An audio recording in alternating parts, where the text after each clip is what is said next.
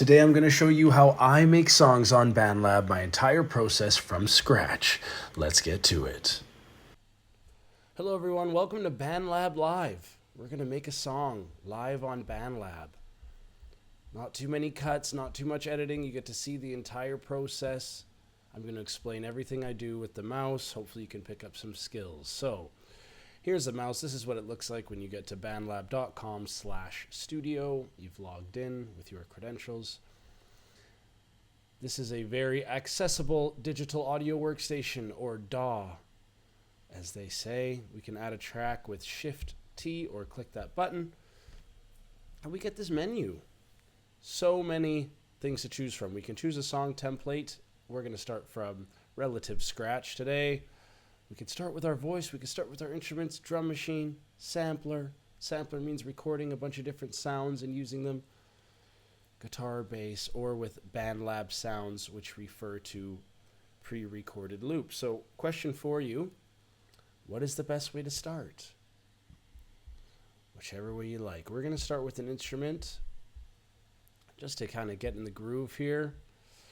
When you click on instruments here, you click on the name of your instrument, you see the browse instruments menu. You can type in an instrument you like. Ooh, I like violin. Okay, well there's a violin section. Hit play for a preview.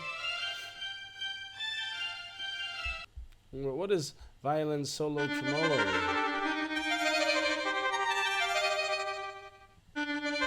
It's kind of nice. So if I pick it, I click it, the check mark turns blue, and then I can play.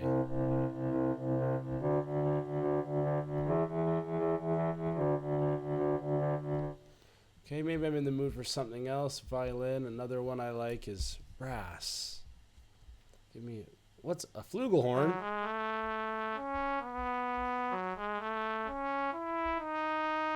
Fun to listen to and fun to say. French horn. I had a neighbor who played French horn, so I'm not trying to relive those memories, all due respect. I like strings. What do we have for strings?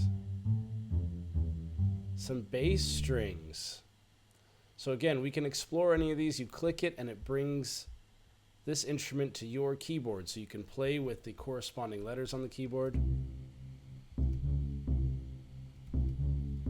I have no musical theory training. I hope that is clear after seeing me play that little sequence. Do have a bit of rhythm though. You can thank Guitar Hero for that, and a lifetime of loving music. Okay. Cool bass strings, and if I want to, I can turn on smart chords and start to play around, but I tell you what we're going to do first.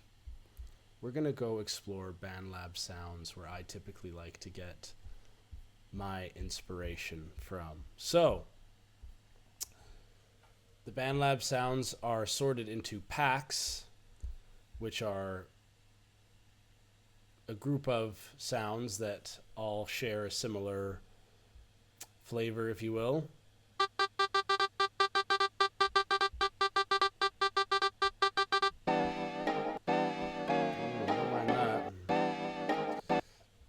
And this all depends, what type of song are we making? I mean, we can make it on the fly. You can decide beforehand, but as we've spoken about in the past, being able to articulate what you want is key here. I tell you what I want. I want a nice thick bass line.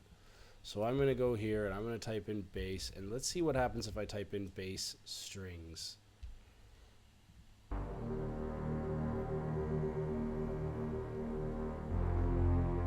It's a bit ominous, isn't it? It's cool though.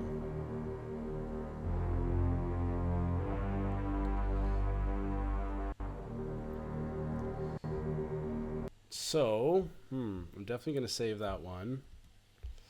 116 BPM. Okay.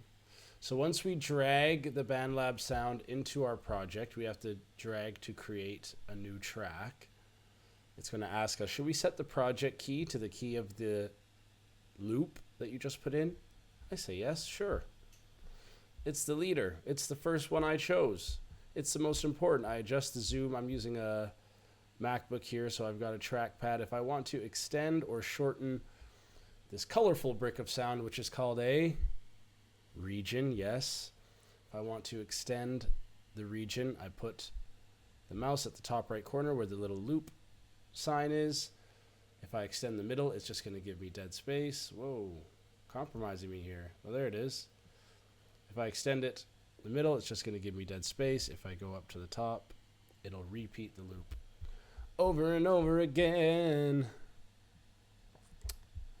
Not a trained singer either, as we're coming to learn. So I like this bass, is what it sounds like.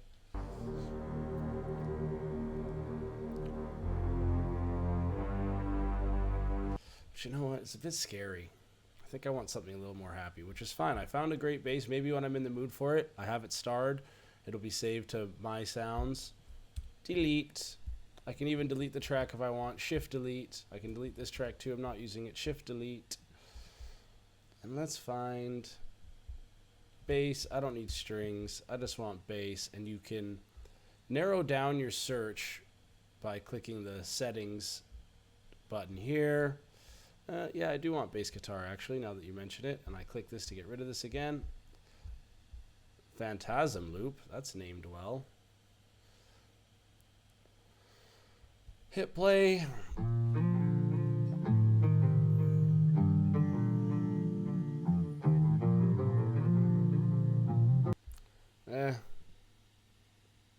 Can't say I love it.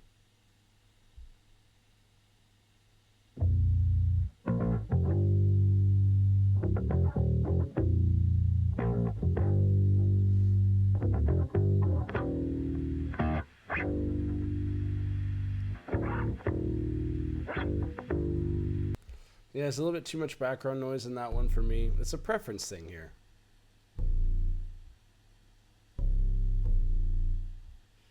It's very dark. What's this? Sounds of Sween. It's a one shot. So I want a loop. That feels more like a one shot to me. 90 BPM. That's a nice home space for me. That sounds really cool. Don't even need to think about it. Nice big waveform. Drag the region. Triple it. Okay. We've got the bass. What instrument should we put in next? Can you read my mind? Drums, you're right.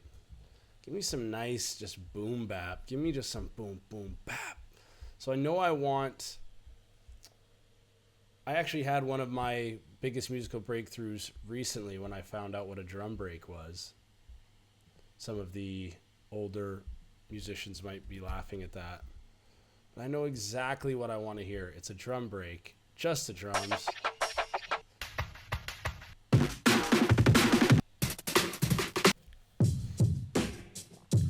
This is essentially what I had exactly in my mind when I typed in drum break. And very nice thumpy kicks. And when we're using loops, sometimes you can build up the beat one by one. We're trying to do it quickly here. There's 140 BPM. Let's bring this down to 90. Thank you. Adjust, yes. Oh no. Tell me it was this one. When we're building a song from loops, sometimes you can take particular pieces of the drum kit instead of putting them all in at once, and then that helps for customizing. But for the sake of speed, we're just going to put this in right at the beginning, see if it sounds good together.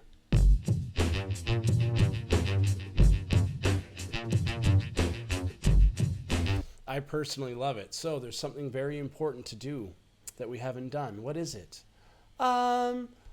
Name the song? No, we don't need to name the song. Save the song, folks. So we go over, you can hit Command S if you'd like. And one of the other beautiful things about Bandlab is that, is that it's saved over the cloud. Excuse me, video 3. It's saved over the cloud. So if you make a song on the computer, you can open it on your phone. Bandlab is an app. Bandlab is a web browser. It's an app on the phones, Android, iPhone, Samsung, you name it. So I have a particular style They say that fashion is what's provided and style is how you use it. You'll see that this region is moving around very loosely, and I want it to be a little bit more rigid. I want it to snap to grid, so I go up here and I turn on snap to grid so that way I know it will start for sure at the 9th bar. Up here is called the ruler. Okay, because I want a little bit of an intro here before the drums come in. So I've got this drum break. What's this one sound like in case I want to change it up? Also very cool. And what you'll notice is that they're the same icon, which indicates that they're from the same pack. And when they're from the same pack, they were likely recorded by the same artist, so they'll have similar sonic properties, probably recorded in the same room, maybe even at the same time, who knows, but you'll see the waveform, the shape of the sound inside the region is of similar size between these two, and that can be helpful when you're just dragging and dropping loops. You might drag a loop from a different pack that is much larger or much smaller, and then you have to kind of get in the weeds and equalize the sounds, make the sound of the previous drum equal to the next drum that's coming in. But thankfully this pack is really nice. I'm going to star both of these so I can come back in. And what's this one later? Ooh, see, look, they even have one that says no kick.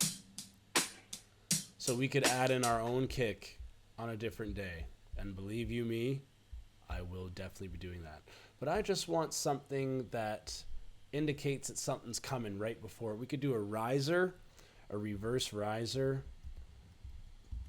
It's very popular in EDM. See, it's like nothing, nothing, nothing, nothing, nothing, nothing, nothing, nothing, nothing. So why don't we just experiment with it? Let's see, because I want it to end right as these drums begin. I'll start it here.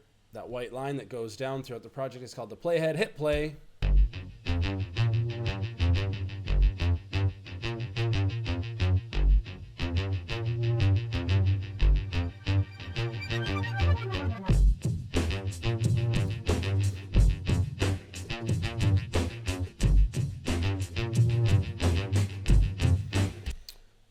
For me, it works. I think it's also the spaciness. So we might be looking for more kind of space type songs here. But this sounds like, I mean, if you're writing a rap song, this is enough. This is enough. It's enough.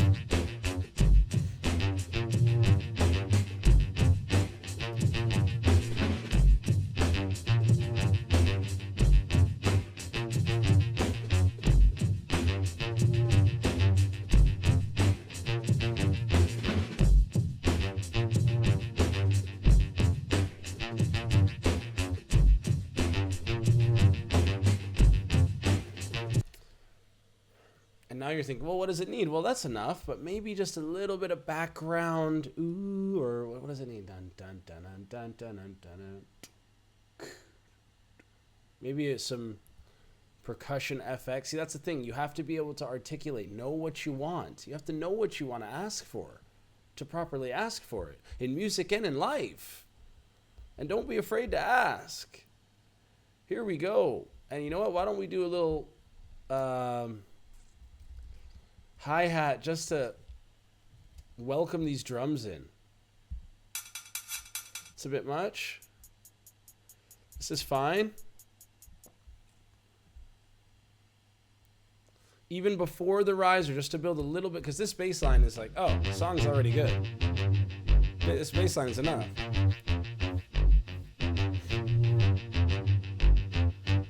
And then the hi-hat comes in. Okay, so there's a little something more that's going to happen.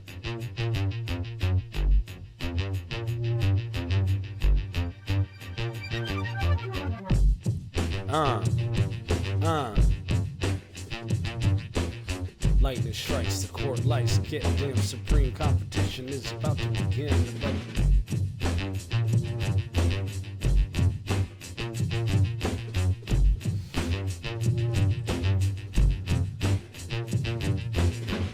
And what we can even do is use this riser as an indicator that the beat is going to change to make up a little unofficial rule in our song that, hey, when you hear the riser, the beat changes. If you hold down the Alt Option key and click on a sound and drag it, it will copy that sound.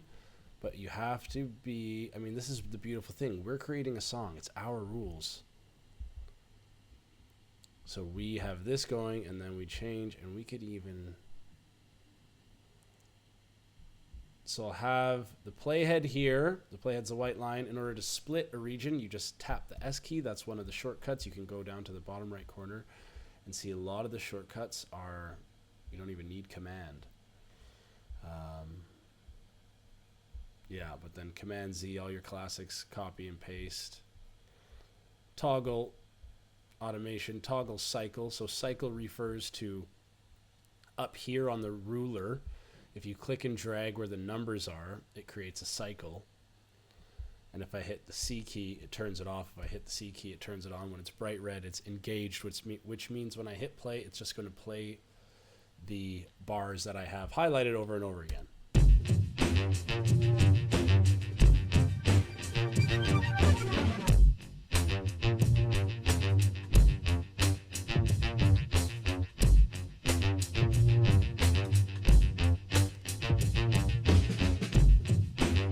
See how it goes back?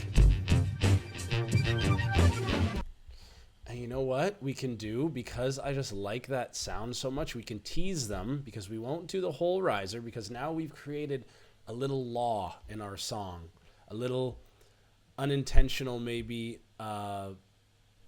rule that when you hear the riser, the beat's going to change. But if we just put in a little bit of the riser,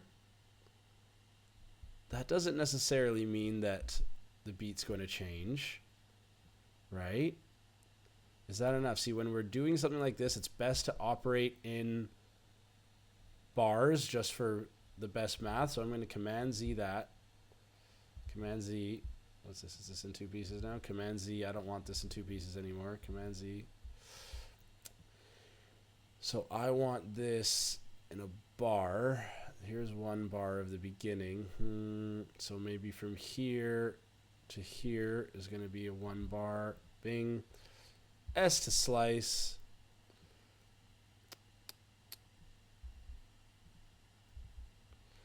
Alt drag it in. And let's see how we can experiment. And if I loop it the whole way through,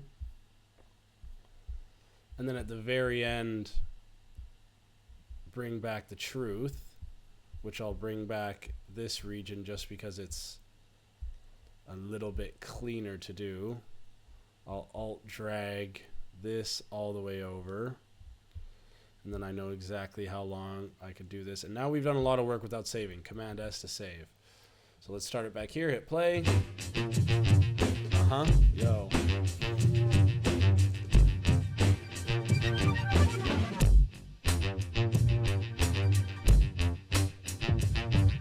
Yeah, I like that, just a little bit of ARP in the background, you know? And it ends on the kick every time. Woo!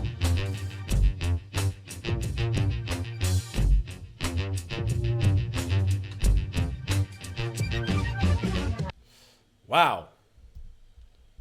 We struck oil here. So, are we going to stick with the same bass line the whole time? I mean, it's the core, but I'd love to just switch it up a bit. So why don't we, I don't know how much time we have here. Duplicate, I believe, is Shift D. Yeah, so we've duplicated the whole track, so we have to be careful, because if you just duplicate the track, it's just going to be twice as loud, and that's not going to sound very good in the mix. But what we're going to do is keep the bass line going, but change it a bit with some effects. So on the ruler, we're going to highlight this part. We're going to keep it playing. And we're going to add some effects here. I'll turn this down just so you can hear me nice and clearly still. And this is where your knowledge is going to come into play, because you see this, oh, filter, okay, echo, okay, sure, let's see what that sounds like. I mean, you can click and choose. And It's definitely different and definitely kind of cool. And there's a button on each filter where you can turn it on and off to see, and you can change all these settings. So more feedback. The mix refers to how much of the sample or how much of the region will be taken over by the echo. So if I do 40, go all the way up to 100, it's going to sound almost purely echoey. Or the echo will be just as loud as the thing, whereas as the original sound. If I drag it to 50, it'll be half as loud. So that's one way to mess with it. But again, your knowledge of these effects is going to be, even just knowing what, distortion, dynamics, modulation. I like a nice little modulate. Okay. Auto pan. Panning means going from left to right in the headphones. Dual octaver. Let's give this a try and see how it sounds. Sounds good.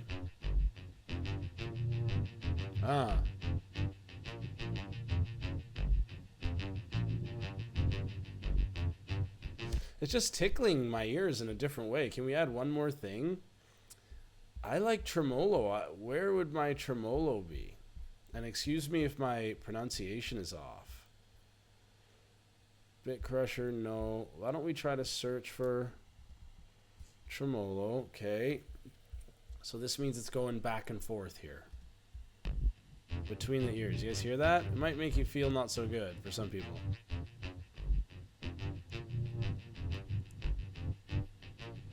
Even just for a bit before we bring back the original.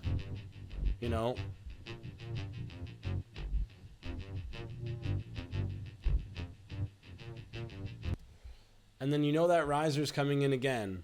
And we're going back to our favorite beat. And that's up to us to decide. Well, the song structure... Listen, song structure is important. It's great. If you want to make a hit song, totally. We're here. Learn how to make Bandlab. I'm learning the same as you. I'm loving it. We don't have to worry too much about structure. All I know now is that I want to bring back my favorite part. So all of the regions that are on this track are going to have these effects. Thank you for saving the project. Are going to have these effects. So on this track, there are no effects. On this track, there's tons. Feel free to ask any questions. I'll drag this one over now, bring it back. And let's bring back this drum break, I think. And this guy as well. This is more... Whoa. That's a fade tool. Nope.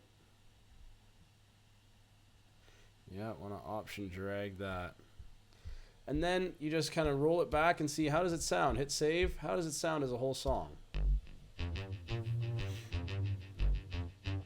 Admire your work.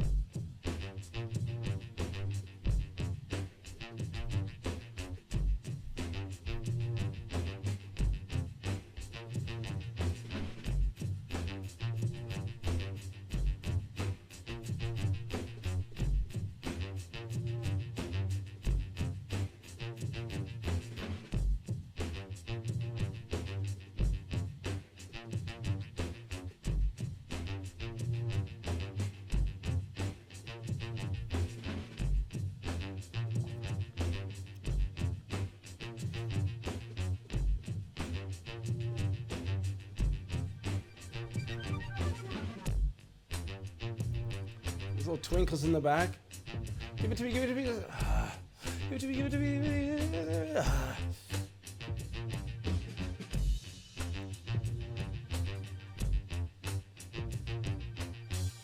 we going drumless for this part?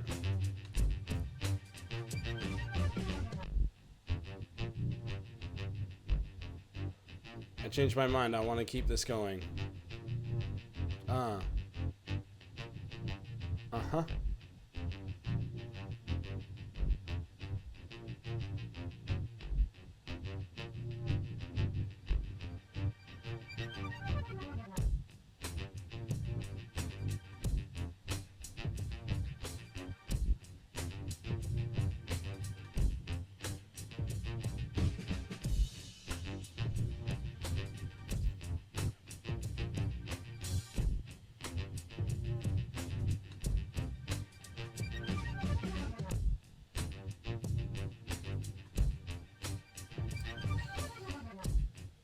So now by using this riser in the middle of the verse, we've kind of betrayed the rule of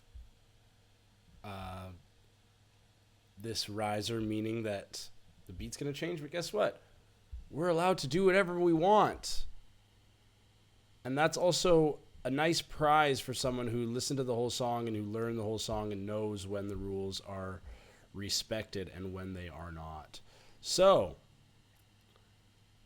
that is just building the bricks. You just have to find out the pieces that you want. It's so important that you find out the genre. I mean, you can throw dice if you want at the song, but it's important to think, what are the pieces I need? For this song, we needed bass, drums,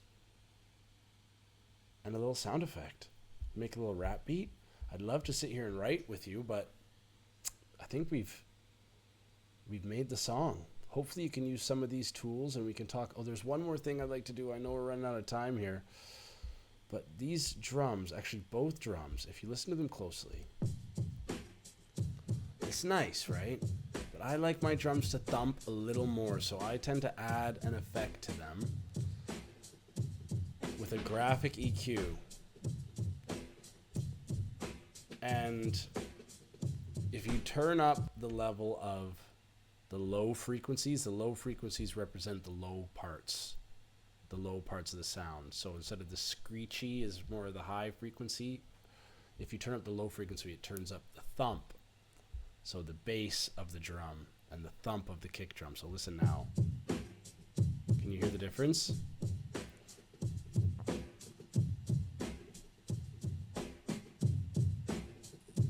It really knocks. And I believe that this other drum break deserves the same amount. What we've done is we've soloed the track by hitting S.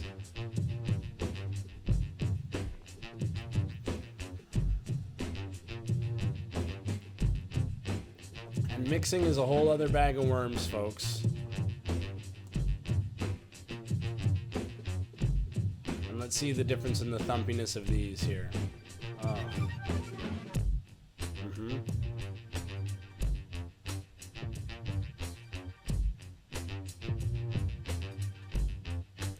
Not that much, honestly.